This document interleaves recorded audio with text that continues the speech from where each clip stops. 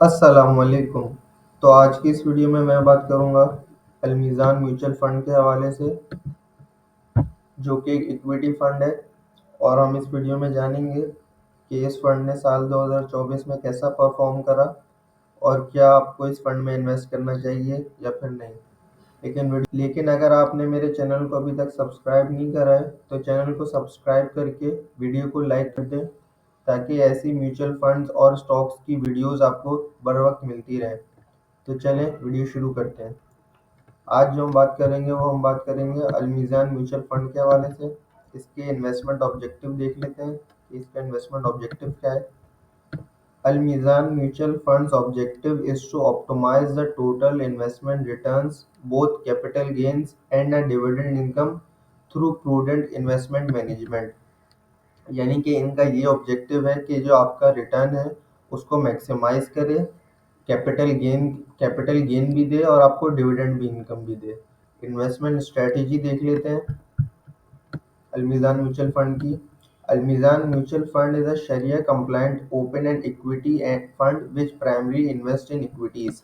यानी कि ये सिर्फ इन्वेस्ट करता है प्राइमरी, जो मोस्टली जो आपके पैसे हैं वो इन्वेस्ट करता है इक्विटीज में। इक्विटीज यानी कि सिर्फ स्टॉक मार्केट जो होता है उसमें आपके मेनली पैसे इन्वेस्ट करेगा। The fund shall be subject to exposure limit as specified in the regulations and SEC directives. At least 70% of its net assets shall remain invested in listed equity securities during the year based on quarterly average investment calculated on daily basis। यानी कि 70% जो इनके पास पैसा है वो invest होना चाहिए equities में, स्टॉक मार्केट में।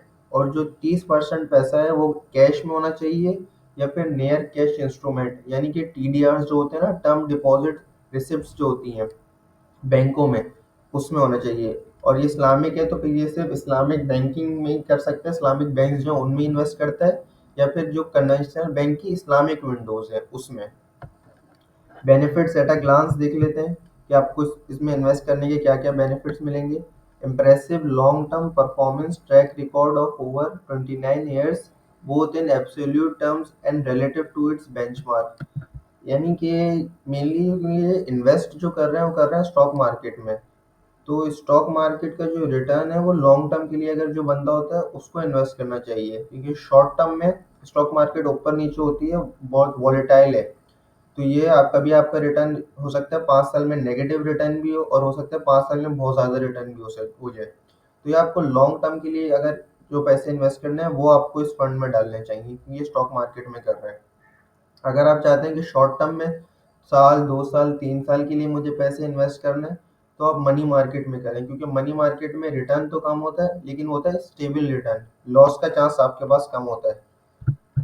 दूसरा देख लेते हैं professional management of your savings bye experience fund manager with a proven track record. ये अपने बारे में बता रहे हैं कि मैनेजमेंट की प्रोफेशनल है और रिकॉर्ड काफ़ी पुराना है इनका। Under the supervision of a reputable shariah advisor doctor Mohammad Imran Ashraf Usmani. तो डॉक्टर मोहम्मद इमरान अशरफ उस्मानी जो हैं वो इसके शरिया एडवाइज़र हैं। Choose this fund if you are seeking long term wealth creation. जैसे मैंने आपको बताया कि लंबे अरसे के लिए, लॉन्ग टर्म के लिए अगर आपको पैसे इन्वेस्ट करने हैं तो आप इसमें इन्वेस्ट कर दें, क्योंकि शॉर्ट टर्म में स्टॉक मार्केट वॉलेटाइल है तो ये रिटर्न आपके ऊपर नीचे हो सकते हैं। A diversified equity fund that aims for capital appreciation by investing in shariah compliant equity securities, high risk and return potential. वो ये कि रिस्क इसमें हाई होता है तो ये उसके हिसाब से इसका रिटर्न भी हाई होता है। फंड की फैक्ट देख लेते हैं। फंड टाइप जो है ओपन एंड है। फंड कैटेगरीज इक्विटी है, यानी इक्विटी शेयर मार्केट में इन्वेस्ट करता है। Launch date 1995। फंड साइज यानी इनके पास टोटल जो इस फंड में पैसा लगा हुआ है वो लगा हुआ है 10.2 अरब रुपए। बेंचमार्क KMI 30 है। KMI 30 स्टॉक मार्केट में वो इंडेक्स है जो टॉप 30 इस्लामिक कंपनीज है, शरिया कंप्लायंट वो है ना कंपनीज, उनका बेंचमार्क है। रिस्क प्रोफाइल देख लेते हैं, हाई है इसकी, और इसके हिसाब से इसका रिटर्न भी हाई है। फिर management fee up to 2.9%, actual rate of management fee 2% है। फ्रंट एंड लोड है इसका 2%, यानी कि जैसे आप पैसे इन्वेस्ट करेंगे उसका 2% काट लिया जाएगा फ्रंट एंड लोड के हिसाब से। 1 लाख पे 2,000 रुपये काट लिए जाएंगे, 98,000 आपके इन्वेस्ट करे जाएंगे। बैक एंड लोड नील है, यानी कि अगर आप पैसे निकलवाएंगे तो उसमें कोई कटौती नहीं होगी। डालते वक्त बस सिर्फ 2% आपके कट होंगे। Trustee, CDC, listing, PSX. इसके जो फंड मैनेजर है वो है Ahmed Ahmed Hasan, CFA. Asset management rating AM1। इसका साल 2024 की अगर परफॉर्मेंस देख लें तो साल 2024 में इसने 74.84% का परफॉर्म करा है, यानी कि 1 लाख पर ऑलमोस्ट 75,000 रुपये का मुनाफा। साल 2023 में नेगेटिव था ये, साल 2022 में भी नेगेटिव था, स्टॉक मार्केट यूं में नेगेटिव थी, और साल 2021 में 32% के इसने परफॉर्म करा है। तो अब देख लेते हैं कि इस फंड ने कौन कौन से स्टॉक्स में इन्वेस्ट करा हुआ है। ये आ गया अलमीज़ान म्यूचुअल फंड। ये इसकी सारी चीज़ें, इन्वेस्टमेंट ग्रोथ इसने बताई हुई कि आपने कितने लगाए होते तो आज वो कितने होते। इसकी टॉप 10 इक्विटीज होल्डिंग देख लेते हैं कि टॉप 10 जो इसने शेयर्स में इन्वेस्ट करा है वो कौन सी है। सबसे ज़्यादा जो अलमीज़ान म्यूचुअल फंड ने करा हुआ है वो करा हुआ है oil and gas development company में, OGDCL में। इसमें इन्होंने जो इन्वेस्ट करा है वो करा है 11%।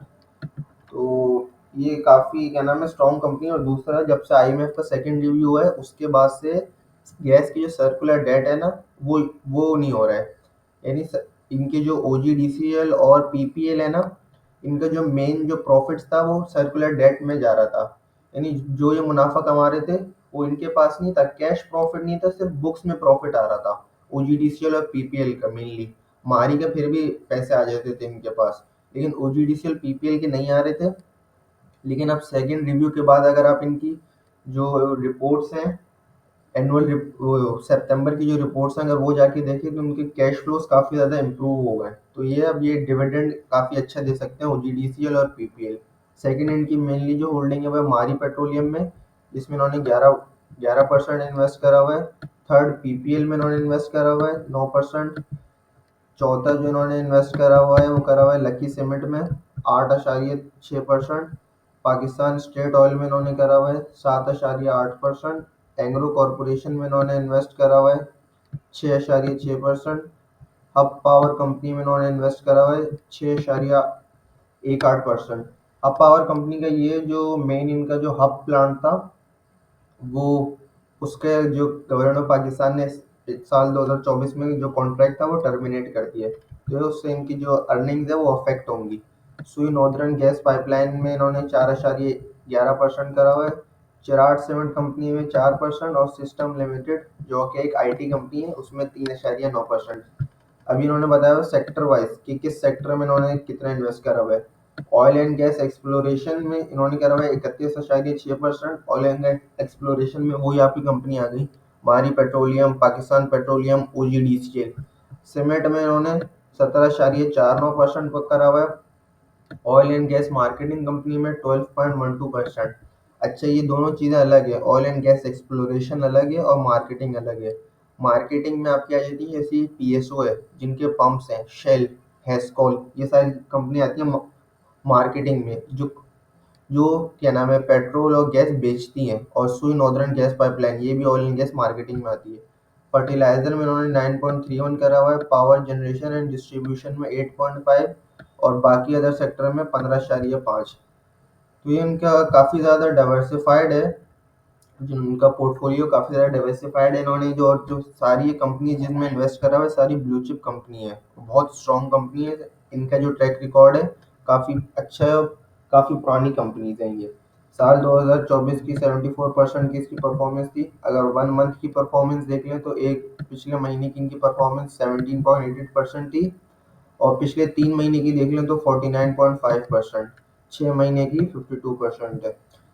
तो ये है, इसमें आप अगर आप खुद एनालाइज कर सकते हैं ये कौन सी कंपनी कैसी है, अच्छी है इन्वेस्टमेंट के लिए या नहीं, तो फिर आप उसमें खुद इन्वेस्ट कर दें। अगर आपको लगता है कि नहीं मैं खुद नहीं कर सकता, तो फिर आप ये इस फंड में भी इन्वेस्ट कर सकते हैं। और दूसरा, अगर आपको लगता है कि मेरे पास इतना टाइम नहीं है कि मैं बार बार कंपनी देखूं कि इसने कैसा इसकी रिपोर्ट्स आई हैं और कैसा परफॉर्म कर रही है, तो आप इस झंझट से अगर निजात चाहते हैं तो जब भी आप अलमीज़ान म्यूचुअल फंड में इन्वेस्ट कर सकते हैं, क्योंकि ये 2% की फीस है मैनेजमेंट, लेकिन ये फिर आपको बार बार देखना नहीं पड़ेगा।